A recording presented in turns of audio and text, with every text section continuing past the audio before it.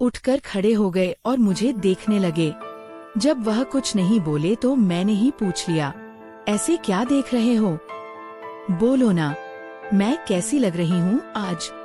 विशाल ने लड़खड़ाते हुए कहा, आज तो मन कर रहा है कि आपको अभी अपनी बाहों में भर लूं। मैंने हंसते हुए उसे चाय का कप थमा दिया और कहा, बाहों में भरने की जरूरत नहीं है, बस तुम यह पी लो।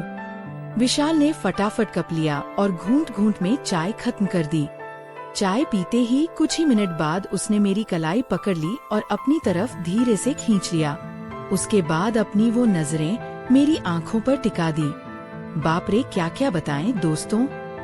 विशाल ने कैसे कैसे मेरी सारी इच्छाओं को जगा दिया। अगर आपको भी पूरी डिटेल जाननी है तो पहले कहानी को लाइक करें। प्लीज लाइक कर दो ना, प्लीज सब्सक्राइब भी। तो चलिए आपको जल्दी से शुरू से कहानी सुनाती हूँ। मेरा नाम रिया है, मेरी उम्र 32 साल है, लेकिन मैं अभी भी पूरी तरह जवान लगती हूँ। किसी भी लड़के को एक नजर में अपनी ओर आकर्षित कर लूं। दिल तो हमेशा 21 का ही रहता है। जब मैं साड़ी पहनती हूँ तो जैसे सब कुछ मोहक लगता है। मेरी निखरी त्वचा पर जब लाइट पड़ती है तो लगता है मानो मैं कोई अप्सरा हूँ। अब बात करते हैं मेरे 26 साल के देवर की, जो अब मेरा हो चुका है। उसकी मासूमियत और जोश ने मेरे अंदर आग लगा दी है।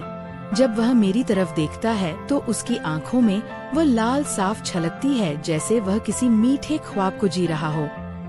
कभी वह मुझसे कहता है, भाभी आज आप तो जान लेने वाली लग रही हो।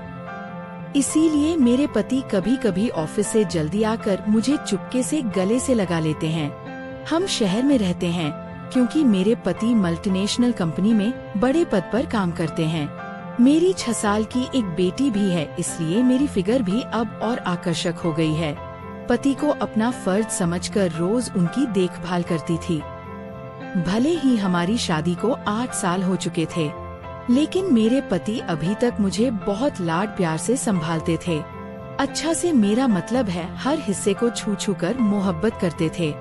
वैसे आमतौर पर उनका अंदाज ही ऐसा था, लेकिन मैं हमेशा साफ सफाई का ख्याल रखती थी और कभी कभार परफ्यूम भी लगा लिया करती थी।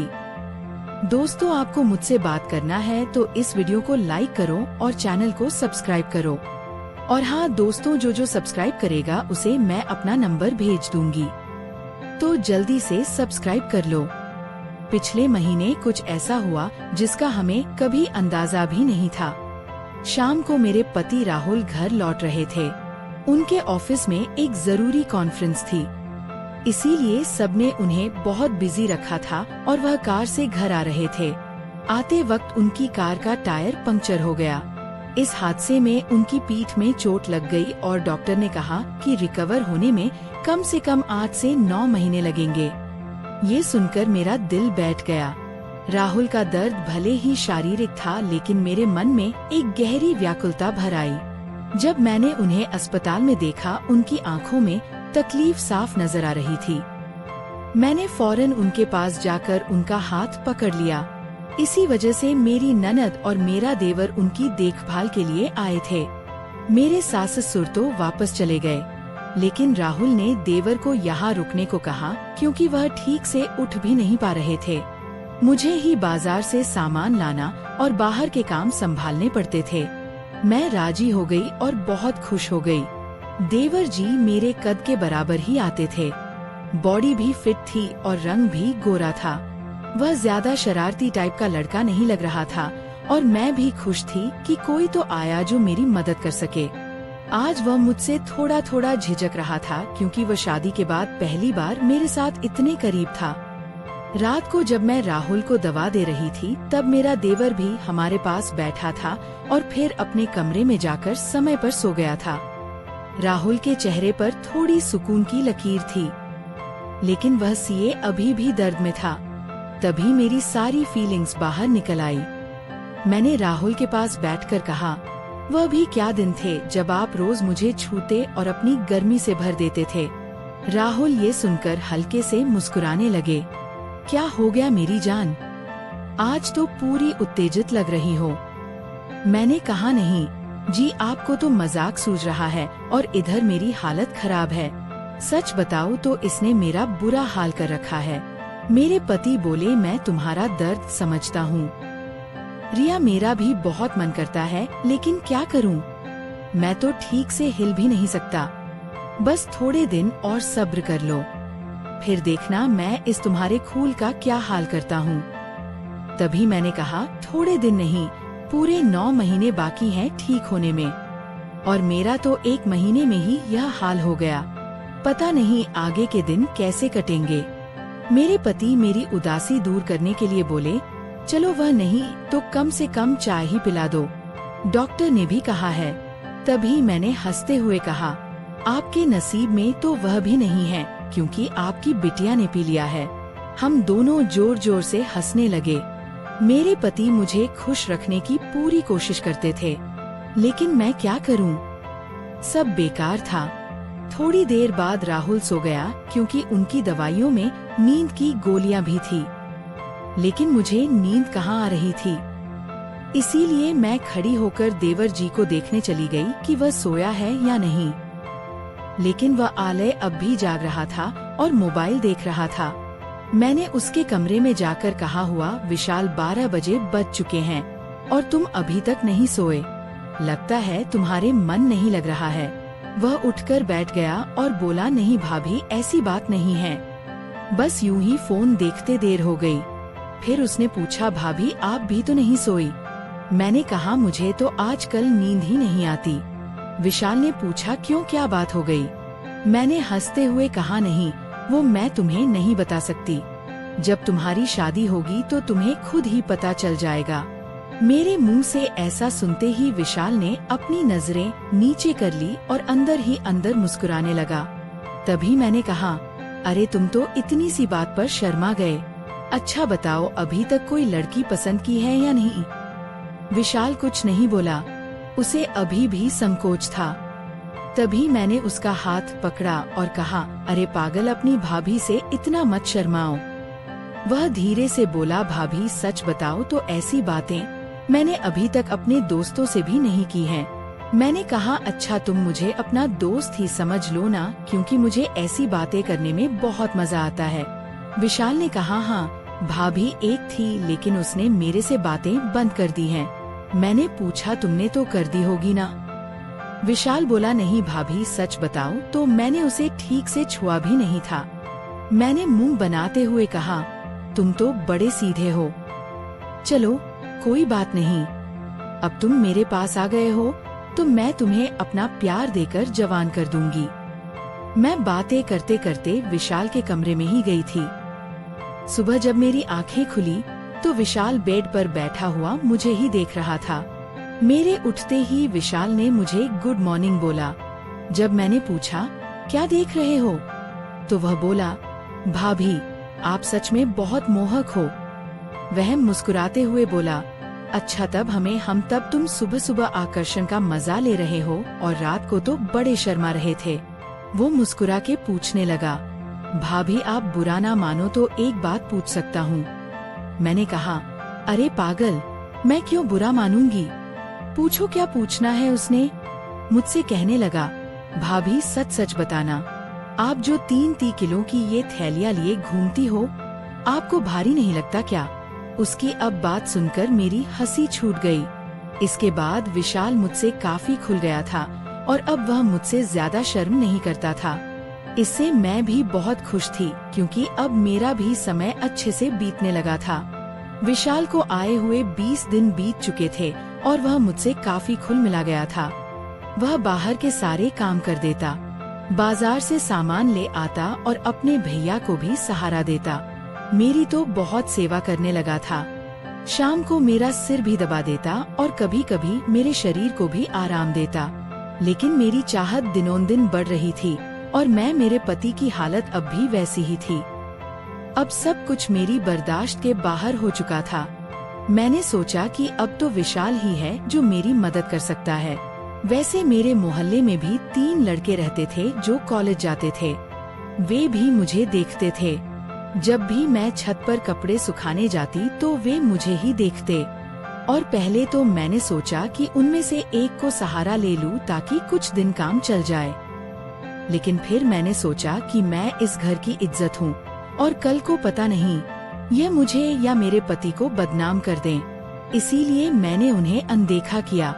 लेकिन विशाल तो घर का ही है, इसीलिए मैंने तय कर लिया कि वही मेरी मदद करेगा। आज मैंने पक्का फैसला कर लिया कि आज विशाल से काम ले ही लूंगी और अपने सूखे दिल को विशाल से ही भरवा लूंगी। उसके बाद मैं किचन में खाना बनाने चली गई। जैसे ही विशाल नहाकर ताज़ा होकर किचन में आया, मैंने सब्जी काटने का बहाना बना दिया।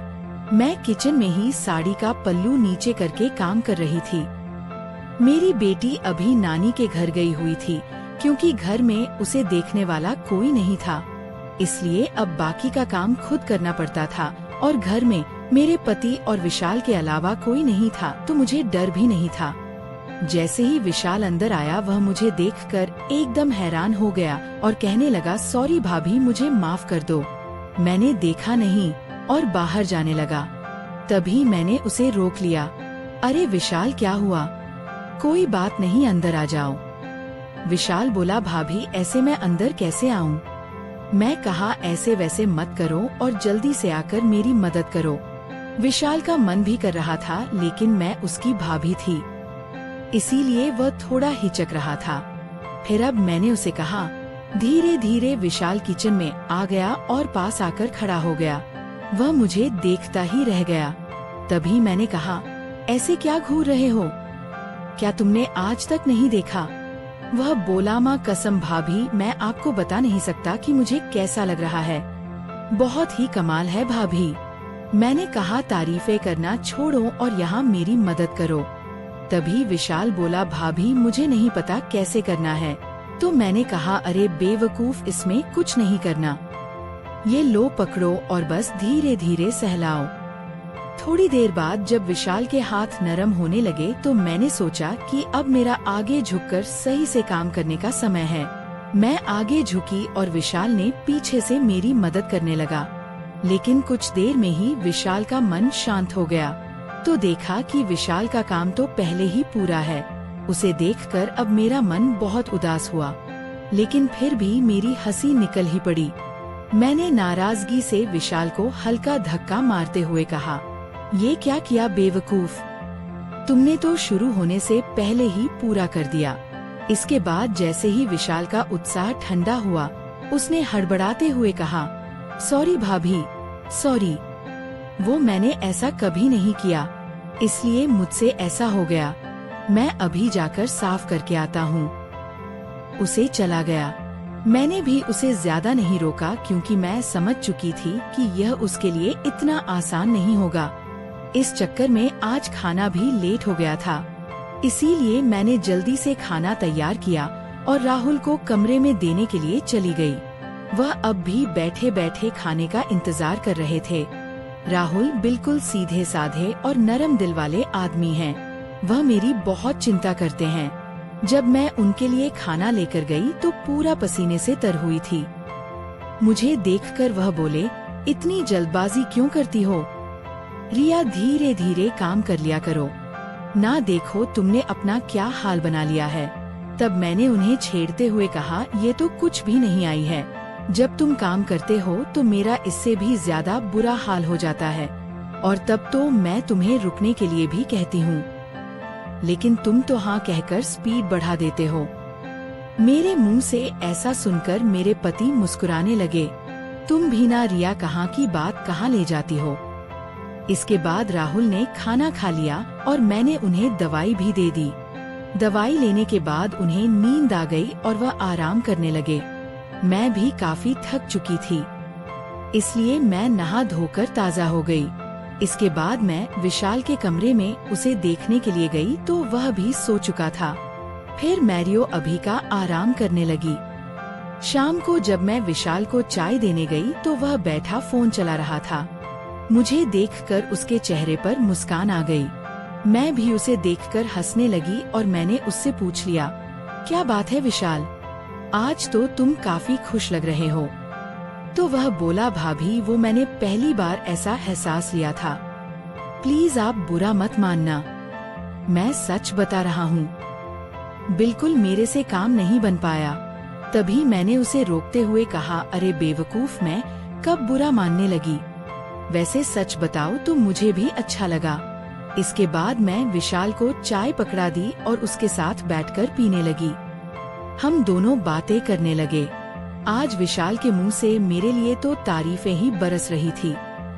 वह बस मेरी प्रशंसा ही करता जा रहा था। भाभी, आप बहुत खास हो। मैं तो सोच रहा हूँ कि जिंदगी भर आपके साथ ही रहूं। इन 20 दिनों में मुझे स्वर्ग जैसा लग रहा है और ऊपर से आपकी खूबसूरती। मैंने मुस्कुराते हुए कहा, आज तो तुम्हारे मुंह से सिर्फ तारीफें ही निकल रही हैं। लगता है विशाल मेरा हाथ पकड़कर बोला, आप सही कह रही हैं भाभी। अब आपको भी मेरे काम में मेरी मदद करनी होगी। अब तो आपको मेरी बात माननी ही होगी। प्लीज भाभी, मना मत करना। बस एक बार के लिए मेरी हमसफर बन जाओ। इसके बाद आप जो भी कहेंगी मैं करूँगा। जब विशाल सब कह रहा था तो उसका चेहरा लाल हो गया था और मेरी हंसी फूट पड़ी थी। मैंने उसके सर पर हाथ फेरते हुए कहा, अरे पगले, इतना गंभीर क्यों हो रहे हो? बताओ, मैंने तुम्हें कभी किसी चीज के लिए मना किया है? वैसे भी अब तुम्हारे भैया तो वैसा भी मेरे काम में मेरी मदद नहीं कर पाते हैं। और तुम इतना शर्माओ मत। अगर इतना शर्माओगे तो कैसे चलेगा? चलेगा। इतना कहने के बाद मैं बोली, आगे से अब तुम्हारे साथ ही सोऊंगी। बस तुम मेरा ख्याल अच्छे से रखना। दोस्तों, कैसी लगी आपको रस भरी कहानी? अगर अच्छी लगी हो तो कमेंट में जरूर बताएं और साथ ही साथ इस चैनल को भी सब्सक्राइब कर दें ताकि मैं इससे भी और जबरदस्त कहानियाँ आपके साथ शेयर कर सकूं। और प्लीज लाइक करना नहीं भूलना। आप सब जानो। धन्यवाद। वेट करें इसके आगे वाले पार्ट।